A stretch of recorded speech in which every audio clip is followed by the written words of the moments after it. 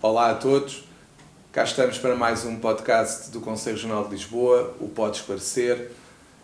Hoje iremos falar sobre um tema que tem aparecido muito nos meios de comunicação social nos últimos tempos, e não só nos últimos tempos, já há alguns anos, nomeadamente a propósito dos desaparecimentos de armas que têm sido falados na comunicação social e mais recentemente do alegado, eu diria, da alegada desobediência de alguns marinheiros relativamente a ordens que teriam sido dadas para embarcar e fazer uma missão e cumprir uma missão. Sei que os termos não serão os mais corretos, mas é de quem não foi militar, de facto, nem o Exército me quis, fiquei na reserva territorial, mas de qualquer forma, hoje vamos falar um bocadinho sobre as diferenças entre a justiça militar e a justiça, se quisermos, civil. E por isso convidei o nosso colega Manuel Ferrador, que foi militar, advogado atualmente e que também é vogal do Conselho Regional de Lisboa e que tem andado por aí numa série de entrevistas na comunicação social até a falar e a tentar esclarecer sobre a matéria da justiça militar.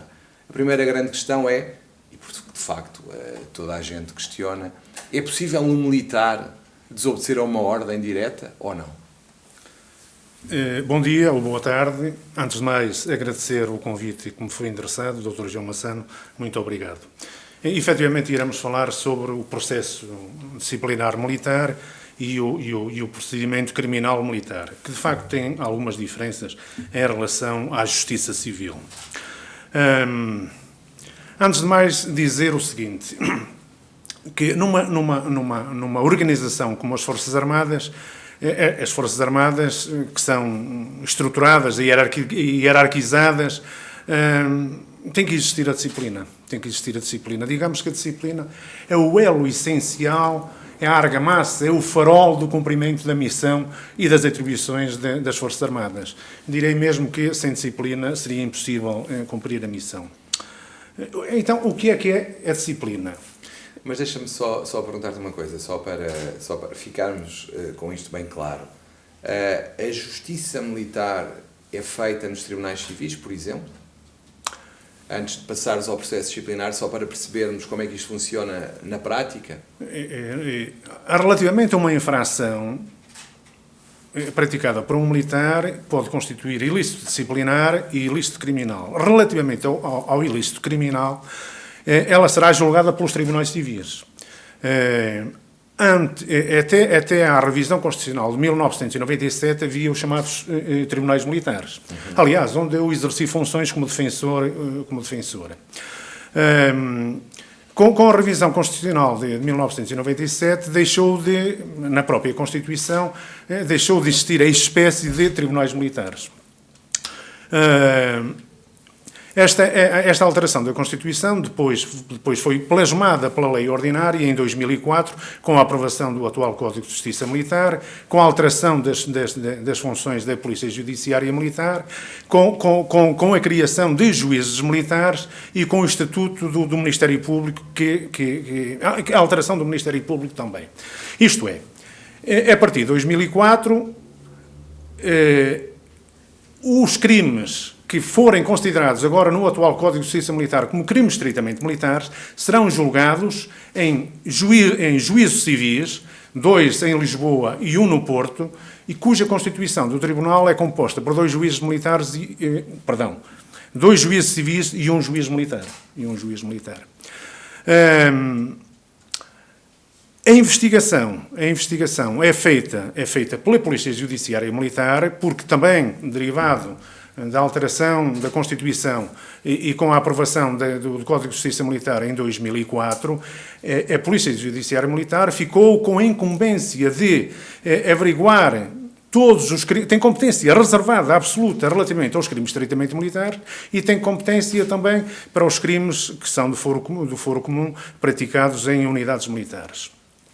Para além disso,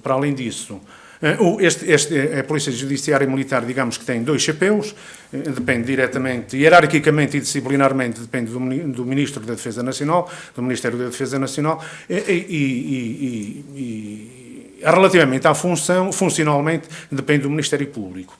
Há uma secção especializada em averiguar os crimes estritamente militares, que no caso de Lisboa é a 10ª secção do DIAP, e no Porto julgo que é a 9ª. Para além disso, o Ministério Público tem também um assessor militar, que é um oficial superior do Exército ou dos outros ramos das Forças Armadas, que dão assessoria ao Ministério Público. Portanto, o Ministério Público, através da Polícia Judiciária Militar, tudo é investigado. No final, é apresentado pela Polícia Judiciária Militar o relatório e conclusões. Esse relatório e conclusões vai a visto do assessor militar do Ministério Público, para, no seu entendimento, dizer se há crime estritamente militar ou não há, e depois será a decisão do Sr. Procurador que ou arquiva ou então deduz acusação para que o militar seja julgado agora nos tribunais civis por crimes estritamente militares, julgamento cuja composição do tribunal tem também um juiz militar. Isto na primeira instância. Na segunda instância também há um juiz militar e na terceira instância também há um juiz militar. Então voltamos agora ao que há pouco querias referir, que é o processo disciplinar militar. O processo disciplinar militar, como o próprio nome indica, não é igual ao outro processo disciplinar que existe para um trabalhador normal, que esteja em funções privadas. Como é que se processa então o tal processo disciplinar militar? Portanto, diria eu, primeiro dizer o que é a infração disciplinar. A infração disciplinar, que é o exato cumprimento e pontual cumprimento dos deveres militares decorrentes da Constituição, da lei, dos regulamentos, das ordens e instruções dos superiores hierárquicos em razão de serviço. Esta violação destes deveres leva a tal infração disciplinar. Falamos aqui dos marinheiros, e efetivamente o Dr. João, na sua introdução, falou no caso dos marinheiros e o desaparecimento das armas. A priori, e sem querer entrar no caso concreto, e também fazendo jus ao princípio da presunção de inocência, neste caso terá sido dada uma ordem legítima, legal, no local de serviço e em razão de serviço, e esta ordem, não tendo sido cumprida, e se a ordem tiver estas características que eu acabei de referir, legal, legítima porque foi dada pelo superior hierárquico, legal porque cumpre todas as leis, foi dada em local de serviço e em razão de serviço, em princípio não estou a ver outra razão que não pudesse levar à abertura do processo disciplinar. Só há uma que vem expressamente no regulamento de disciplina militar, é quando ela conduz à prática de um crime. Aí é evidente que o subordinado não está obrigado a cumprir a ordem. Claro que o processo disciplinar... Mas antes de entrarmos no processo disciplinar em si, em que circunstâncias é que essa ordem poderia não ser acatada? Antes de entrarmos no processo disciplinar, só para nós sabermos em que circunstâncias, em abstrato, é que uma ordem não pode, ou pode não ser acatada, melhor dizendo. A regra é a ordem tem das características que eu acabei de referir. Legal. Dada por quem pode. Dada por quem legítima, em local de serviço, em razão de serviço. Só há uma exceção, é quando o leva à prática do cometimento de um crime. Aí o militar pode recusar-se a cumprir a ordem. Ora bom, mas haverá outra razão, é assim. No caso aqui dos marinheiros, eu sei que há uma ação humana e houve agentes que incumpriram uma determinada ordem. Portanto, os elementos objetivos do tipo de ilícito disciplinar e até do ilícito criminal militar estão preenchidos. Bom, mas os elementos subjetivos, do dolo, a ilicitude, a culpa, podem não estar preenchidos. Aliás, no artigo 43 do Regulamento de Disciplina Militar diz que às vezes não é exigível um comportamento diferente. No caso destes militares da Marinha, seria exigível um comportamento diferente? Pronto, esta é a interrogação, mas nós também não sabemos do caso concreto. Agora, em teoria, nós não sabendo as razões pelas quais os militares não cumpriram, isto dará origem a um processo disciplinar. Processo disciplinar que se for observado pelo próprio comandante, diretor ou chefe, que tem competência para mandar instruir o processo disciplinar, ele próprio exara um despacho para a abertura do processo disciplinar, fundamentando sumariamente as razões de facto e direito.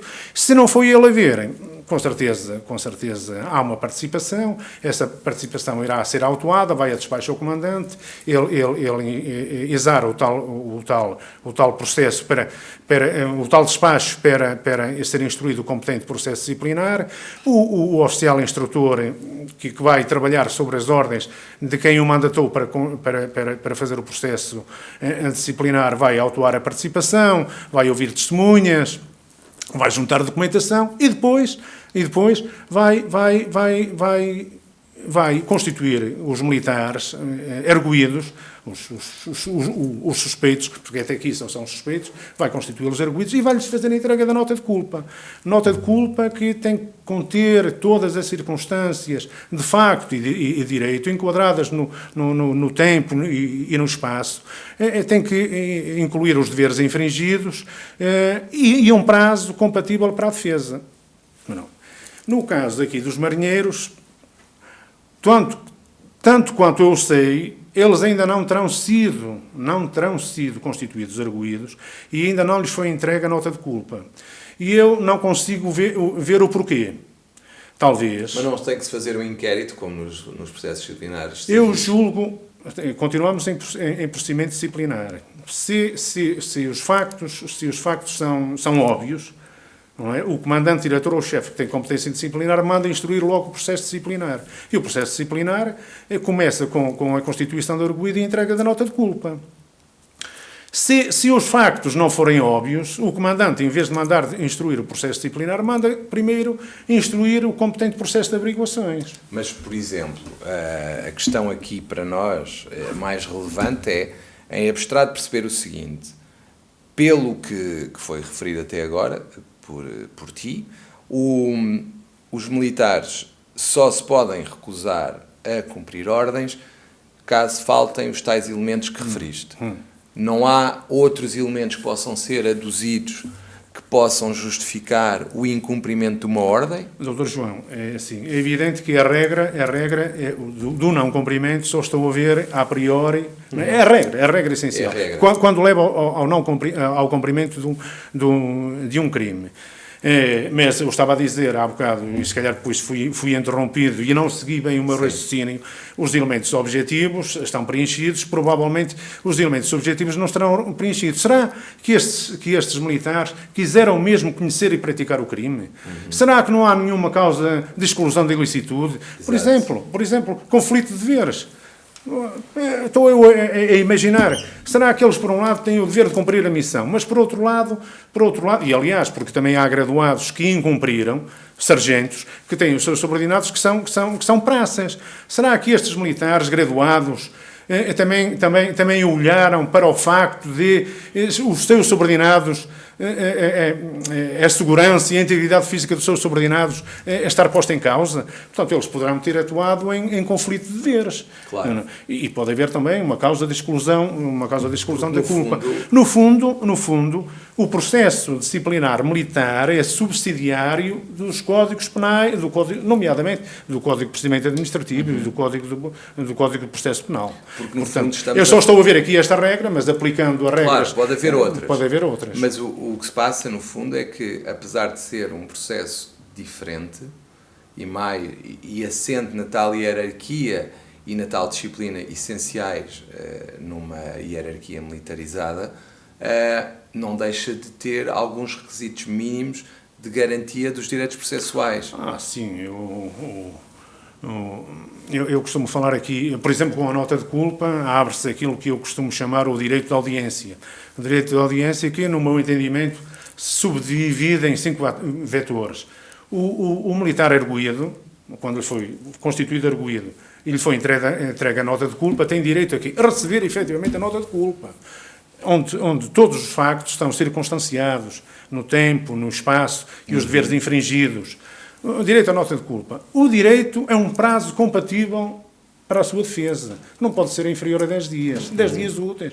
Porque o Regulamento de Disciplina Militar, aliás, o Regulamento de Disciplina Militar está de acordo com o Código de Procedimento Administrativo, e aqui os prazos são sempre dias úteis. Portanto, direito a uma nota de culpa, bem elaborada, um prazo compatível. O direito de defesa do arguido. O arguido tem direito a dizer que não concorda com razões de facto e de direito. E circunstanciar o porquê. E dizer o porquê. E dizer o porquê. Pode requerer diligências, pode requerer certidões e tem o direito a constituir mandatário ou oficial das Forças Armadas. Portanto, são estes 5 vetores. O direito à audiência do arguido tem estes 5 vetores. O direito à nota de culpa, direito a um prazo compatível, direito à sua defesa, direito à constituição do advogado e a consultar o processo e extrair certidões. E depois da nota de culpa, depois dele poder exercer esses direitos todos, o que é que acontece a seguir? O oficial, o direito de defesa, arrolar testemunhas, eu também falei, o arguido pode arrolar 3 testemunhas por cada facto. Seguidamente é apresentada a defesa ao senhor oficial instrutor. O senhor oficial instrutor tem o prazo de 10 dias para fazer as diligências que lhe foram requeridas. E atenção, ele terá que as fazer mesmo. Porque se não as fizer, porque se ele invocar, por exemplo, que a diligência requerida é simplesmente para passar tempo, não é? Ele tem que fundamentar, devidamente fundamentado. Ele, se não aceitar uma diligência que foi requerida pelo Ministério Público, pelo arguido, através do seu mandatário, ele tem que fundamentar. Porque se não o fizer, se depois em sede de recurso hierárquico ou até em sede de impugnação contenciosa nos tribunais administrativos, pode vir ao de cima. O oficial instrutor tem 10 dias para levar a cabo, o arguido pode pedir para ser ouvido, pode arrolar testemunhas, pode juntar documentação. Fim da instrução disto tudo, o oficial instrutor vai fazer um relatório e conclusões. Tem 15 dias para o fazer. Factos provados, factos não provados, circunstâncias atenuantes, circunstâncias agravantes, e depois também emitir opinião sobre o grau de culpa. E apresenta este relatório e conclusões ao senhor comandante, diretor ou chefe que o nomeou para instruir o competente processo disciplinar.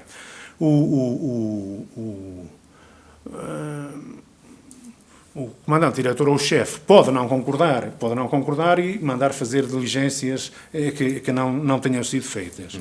Pronto, no fundo, eu direi que o oficial instrutor do processo, eu interrogo-me se ele é verdadeiramente o titular, se ele, porque ele no fundo está a trabalhar para alguém que o mandou fazer, é o executante. E depois o comandante, diretor ou chefe tem 15 dias para decidir. 15 dias para decidir. Com base no relatório. Com base no relatórios. Se decidir arquivar, pronto, o processo termina. Se punir, vai-se abrir a fase de impugnação. Neste caso, primeiro graciosa, para depois irmos à contenciosa. Graciosa, temos a reclamação e o recurso hierárquico necessário. Atenção. Sempre dentro do Exército. Sempre. Das forças. Do ramo, porque as Forças Armadas têm 3 ramos, o Exército, a Marinha e a Força Aérea.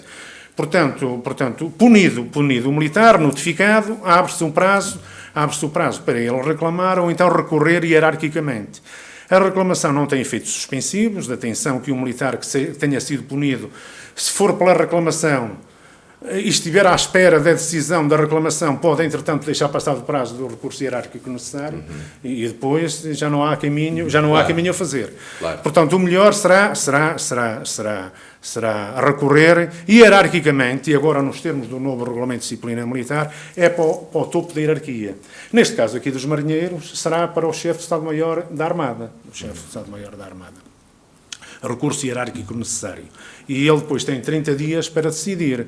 Se o processo acabar aqui, tudo muito bem. Se não acabar aqui, do recurso hierárquico necessário do topo da hierarquia, já não há mais recurso hierárquico, teremos que ir para os tribunais administrativos. E tem efeito suspensivo? O recurso hierárquico necessário tem efeito suspensivo.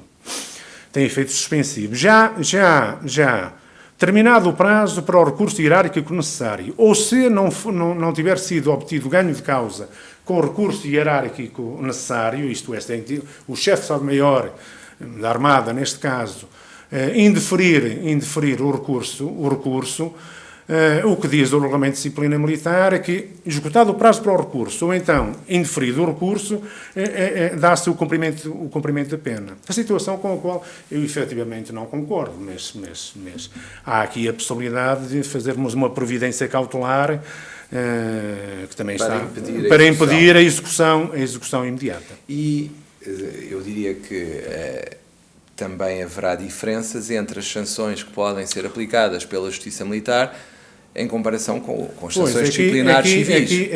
Aqui é o grande busilis da questão. Efetivamente, as penas disciplinares previstas no Regulamento de Disciplina Militar vão da repreensão agravada à prisão disciplinar. E depois ainda há processos especiais que são a reforma compulsiva e a separação de serviço, mas isto é só para oficiais ou sargentos do quadro e é perante um processo próprio que decorre naquilo que nós chamamos de Conselho Superior de Disciplina do Exército. Ora bem, Dr. João, pela panóplia de penas que podem ser aplicadas, as penas principais vai de repreensão a prisão disciplinar. Logo pela prisão disciplinar, há aqui uma pena curta. Pode ir até quanto tempo? 20 dias ou 30 dias. Claro que é uma pena de prisão de curta duração, mas está aqui uma coisa que é singular. Só no Regulamento de Disciplina Militar é que é possível uma entidade administrativa aplicar uma pena de privação da liberdade que só é aplicada jurisdicionalmente.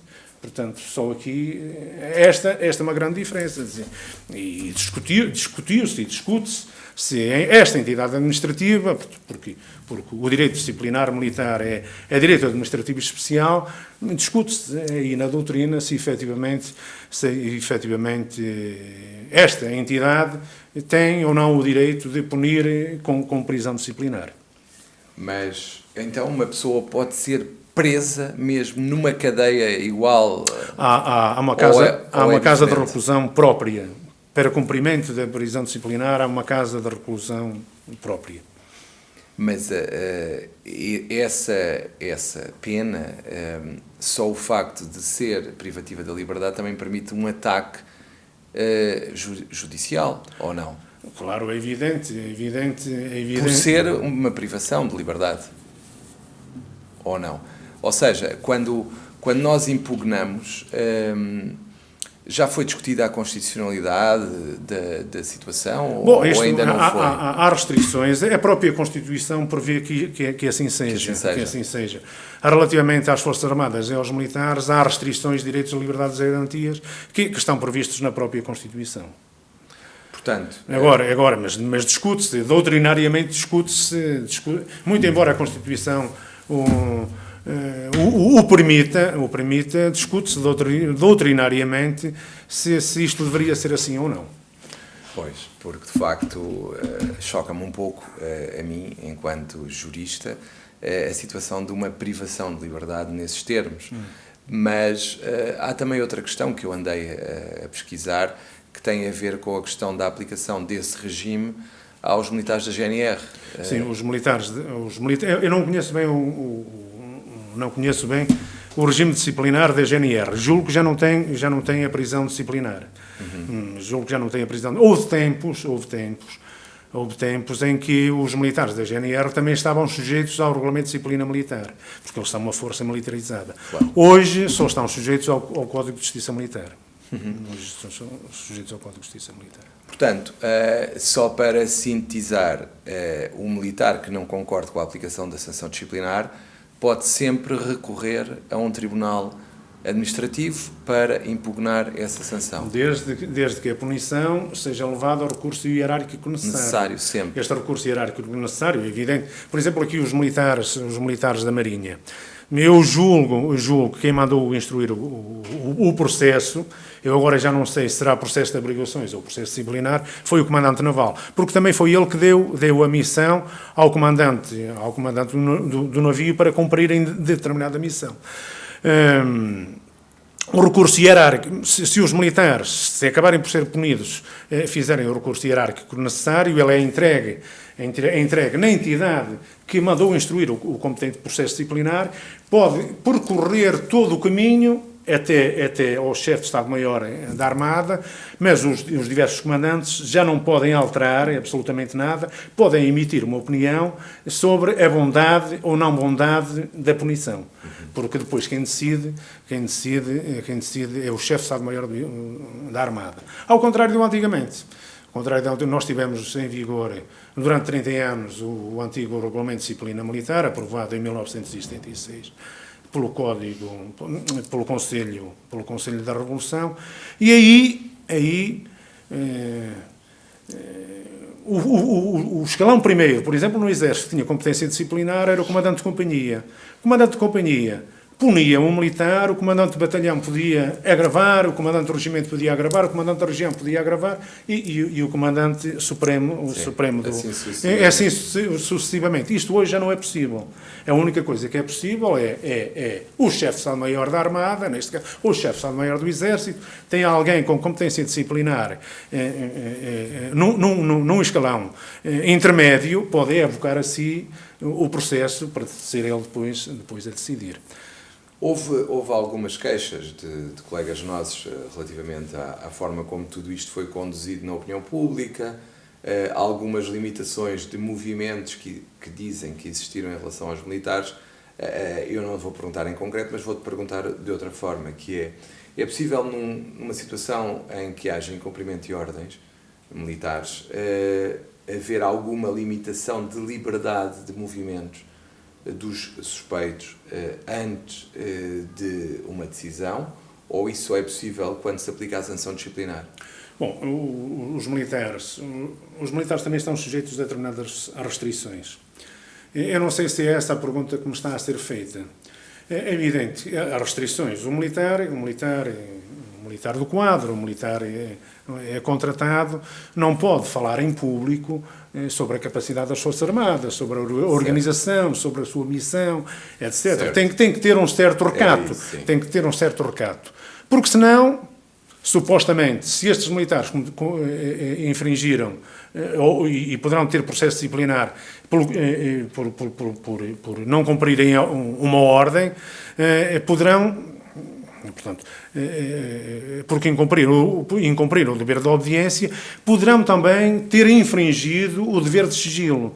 Isto é, os militares no exercício das suas funções não podem estar a dizer qual é a missão, qual é a capacidade das Forças Armadas, qual é a organização, pronto, porque senão estão a cometer um crime de ofensas aos interesses militares da Defesa Nacional. Eu estou-me a recordar, eu já defendi um caso de um senhor militar, comandante, que esteve no Afeganistão e tinha o seu dispositivo no aeroporto do Afeganistão, a capital qual é? Cabul. E depois quis fazer um artigo numa revista portuguesa e depois projetou lá como é que estavam as suas tropas, como é que estavam implementadas no terreno. Ora, isto é dar informação ao possível inimigo e foi acusado do crime de violação de segredo de Estado. Claro que acabou por ser absolvido, mas foi acusado de violação de segredo de Estado. É evidente, um militar no exercício das suas funções não pode estar a revelar segredos. Seria quase espionagem. Seria facilitar a espionagem. Aliás, há situações, já agora, a talho de foice, há situações relativamente... Este aqui era o crime de violação do segredo de Estado. Mas também há o crime de violação de segredo. Aqui, estes militares, ao dizerem qualquer coisa sobre estes aspectos, a organização, missão, capacidade, etc., poderão estar a cometer o crime, a violar o dever de sigilo, procedimento disciplinar e até violar também portanto, ia cometer um crime também por violação de segredo, cuja pena vai, julgo eu, de um mês a 1 ano. Já o crime de desobediência, o artigo 87 do Código de Justiça Militar, em casos como estes, os militares que deixem de embarcar em viatura, em aeronave ou embarcação, em tempo de paz, a medida penal vai de 2 a 4 anos. Portanto, penso que teremos mais ou menos visto todos os aspectos essenciais desta problemática. Eu ia dizer, e depois eu tinha-me lembrado, relativamente à violação de segredo, aqui eu tive um caso, não sei se te recordas, João, quando começou aqui o problema da pandemia, discutia-se que as equipas militares que iam em apoio das equipas de desinfestação no Norte deveriam ir armadas ou desarmadas. E houve aqui um conflito entre o Diretor-Geral da Polícia e o Chefe de Estado-Maior-General das Forças Armadas. De tal maneira que depois o Chefe de Estado-Maior-General das Forças Armadas acabou por admitir que os militares deveriam ir desarmados. Claro que os militares aqui de carreira, que estão na reserva, na reforma e até no ativo, insurgiram-se todos. E aqui nas redes sociais começaram a insurgir-se. Acontece que eu tive um militar erguido, por acaso está na reforma, também é muito ativo nas redes sociais, e recebeu um comentário no Facebook e também postou qualquer coisa. Só que esqueceu-se que o comentário que ele recebeu vinha acoplado um documento classificado como reservado. Esse documento, que era como reservado, a dizer que os militares não vão armados e equipados, e foi acusado de violação de segredo. Violação de segredo. Claro que, cá está, aqui é um dos aspectos. Ele, sendo militar na reforma, já não está sujeito a estes deveres militares todos. Está sujeito ao dever da pruma. E foi assim que ele conseguiu, em sede de instrução, que houvesse um despacho não pronúncio. Muito obrigado, Dr. Manuel Ferrador. Foi um gosto tê-lo aqui. Acho que todos ficamos esclarecidos sobre esta problemática e as diferenças entre a Justiça Militar e a Justiça Civil. Vamos ver os próximos desenvolvimentos. Se houver alguma novidade, seguramente voltaremos a falar. Dr. João, foi um prazer. Eu espero ter contribuído com alguma coisa daquilo que eu sei, pela experiência que eu tive trato muito destes assuntos militares, tive alguns anos no Tribunal Militar, para além disso fui professor na Escola Superior Politécnica do Exército, da legislação militar e da justiça militar, incluindo a parte disciplinar e a parte criminal. Bastante conhecedor do tema, então. Muito obrigado, então. Até uma próxima oportunidade, espero que tenha sido esclarecedor e contamos convosco no próximo episódio. Muito obrigado.